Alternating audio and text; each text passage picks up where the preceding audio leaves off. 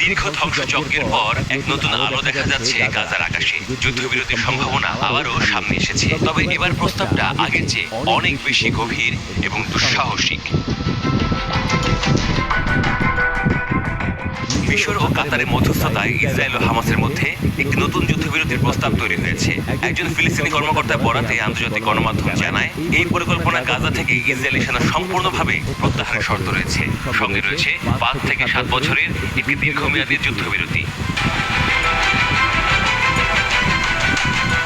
প্রস্তাবের মূল বিষয়গুলো হলো সব ইসরায়েলি জিম্মির মুক্তির বিনিময়ে ফিলিস্তিনি সব বন্দীদের মুক্তি, যুদ্ধের আনুষ্ঠানিক সমাপ্তি এবং গাজা থেকে ইসরায়েলি বাহিনীর সম্পূর্ণ প্রত্যাহার। কায়রোতে এই প্রস্তাব নিয়ে আলোচনায় অংশ নিতে হামাসের রাজনৈতিক শীর্ষ নেতা মোহাম্মদ দারউইশ ও প্রধান মুখপাত্র খালিল আল হাইয়ার পৌঁছানোর কথা। তবে প্রশ্ন উঠছে, ইসরায়েল কি এই প্রস্তাবে রাজি হবে?